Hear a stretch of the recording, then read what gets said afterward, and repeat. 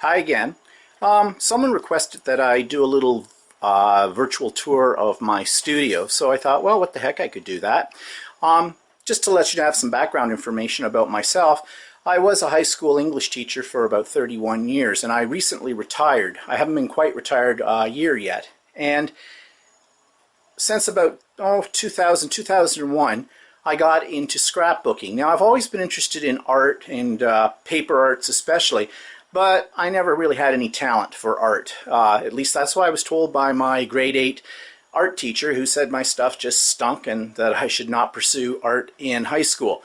Which really, now having been an English teacher for 31 years, I now see the effect that a teacher can have on a student, because those words told me that I could not do art. And in those days I had a very limited perspective as to what art really is. And once I discovered scrapbooking, well, that opened up a whole new world of creativity for me. And I tend to be a very creative person, and I like to play around with techniques. And, well, you know, it'll probably never get in a museum, but as long as I'm having fun and it's keeping me interested in life, then what the heck, I'm going to do it. So here we are. This is my studio. Now, right up front, this is sort of command central for me. You are going to see in this tour that I have quite a few computers. That's a whole topic on its own, because I love computer technology. From here is where I do everything. My email, my YouTube videos, the plans for whatever next creative activity I'm going to be into. If the power goes out, I'm lost. Simple as that, because I need my computer system. So these are my principal computers, and as we move a little bit around the peripheral part of my room, you'll notice that there's another computer over there, and lo and behold, here is one of my two Cricut machines. This one is the big machine, the one that will do 12 by 12 paper, etc. I haven't used this one as much as I use my mini one, which you'll see in a minute, but it's hooked into my computer system as well. And when I do bigger projects, I can use this. I love my Cricut machines. This happens to be my computer that runs my music system in my home and my video system. This is all attached wirelessly to the television sets in and around the house, and I can simply tune into this when I want to watch a movie or I want to play my music anywhere in the house. Have a photocopier machine, and then here are some of my cutting machines. This one is my pride and joy. This is my industrial strength guillotine. This one will cut through 400 pieces of paper in one fell swoop. This thing is a weapon. And then, of course, the standard little larger guillotine as well. I have a lot of paper cutters, as you're going to see.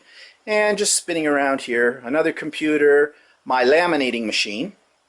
This is great. I've had this for many, many years. It's the thing that does the heat plastic on anything you run through it. I love it. I've used it for more than just paper. It's amazing, all the different things that you can actually put through a laminator that you might not have thought of. For example, you remember how we as kids used to pick up colored leaves and wax them, put them between two sheets of wax paper and iron them down? Well, guess what? You can use the same technique with your laminator. Maybe I'll do a little video on that someday, because it can make some really neat embellishments that'll last forever. Another computer, and we swing around, and books and things like that.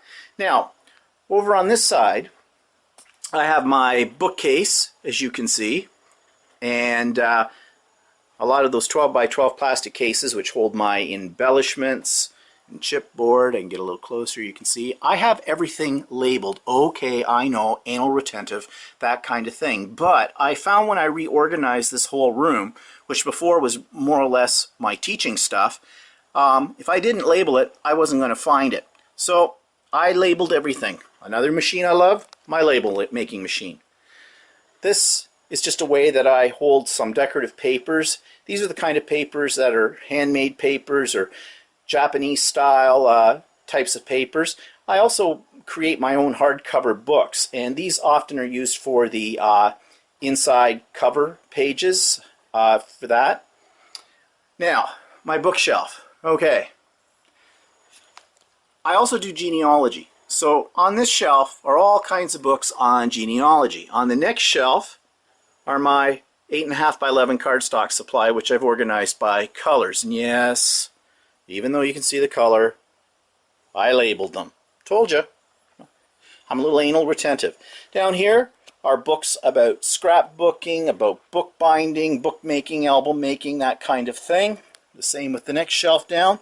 And then at the very bottom, and I have to get down on my knees to take this, are all of my scrapbook albums.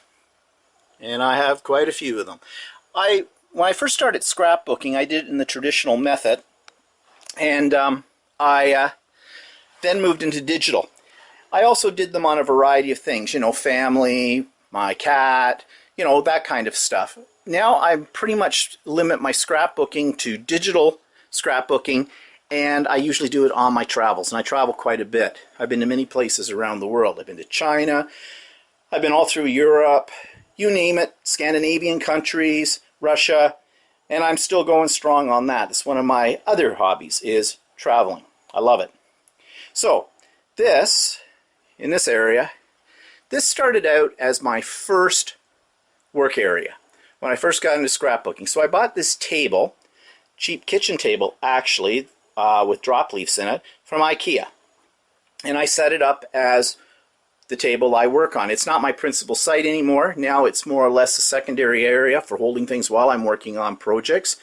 I have my rubber stamps, my ink pads, all that kind of stuff, my various tools, wire, fibers, whatnot. These little jars hold brads and little mini.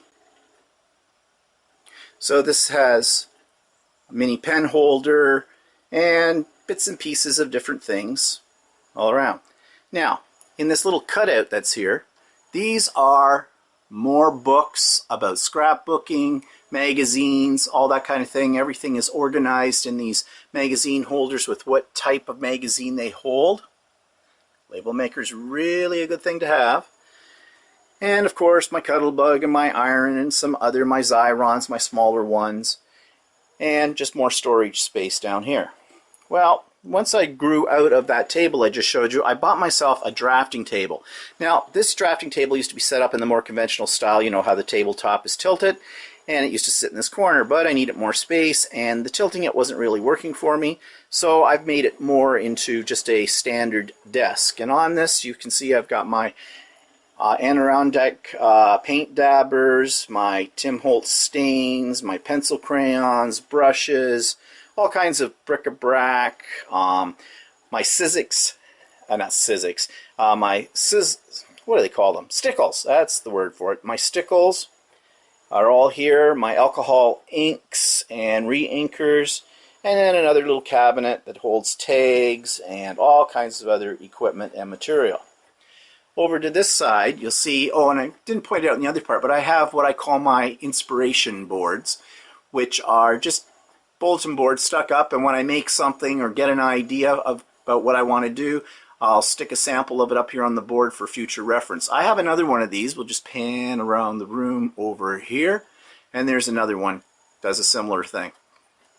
So back over here, now we're getting into more of the my fabric type papers, backings. Again, that's more for the bookbinding kind of things that I do. And my ribbons and embellishments, all kinds of things in here. My templates, oh, you name it. I've got all that stuff. Again, everything is labeled. And just my ribbon holder here is simply a threaded rod through some eye bolts underneath this cupboard, and you just put them on. And when I want to add one or take one off when it's empty, I just unscrew this nut on the end. There, you get an under view of it. Slide out the rod, slide out the empty cartridge, put in a new ribbon, spool, whatever, and away we go. This has worked out pretty well, and it's cheap. It only cost me about like $5 to make, so that's a good thing. Now, you've seen in a previous video my newest installation, and on my cupboards that I installed in this room, I added, just the other day, I put up these little, they're supposed to be mail and key holder. Just screw nailed them in, and they hold my various albums that I've made. And if you take a look for that video, it's a little bit more detailed about how I went about putting this together. It's really simple and very inexpensive. Now you'll notice my printer station here. I have 3 printers, and you might wonder why. Well, like my computers, I like printers. But this, and it's working right now because it's printing out one of my scrapbook pages from a recent trip to New York City.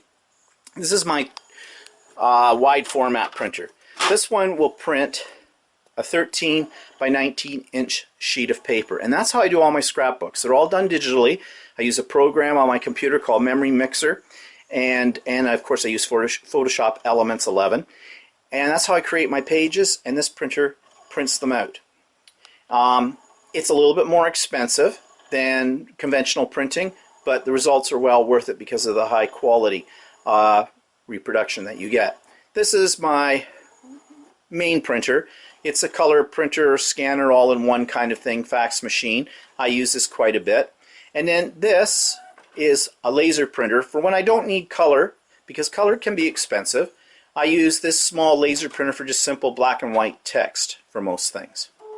Below, if I go below, and you notice these cupboards, counters that I had. These counters, actually, when we moved into this house, I simply bought a long slab of countertop and went to IKEA and bought these faux wood filing cabinets. They have wheels, but I removed the wheels from them, and they're simply the cabinets that hold up this countertop. Same over on the far side of the room.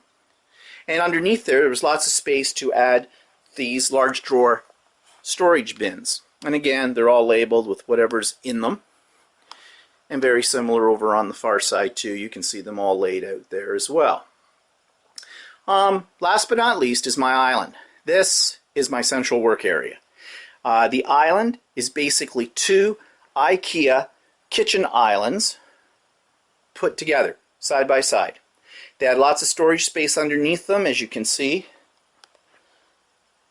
And I have things in baskets, and all the baskets are labeled. My adhesives, my glitter mists, all that kind of stuff. My mixed media gels, things like that. And on the end, I have another cutting board. I have another little shelf I picked up somewhere that I screw nailed in there to put miscellaneous items.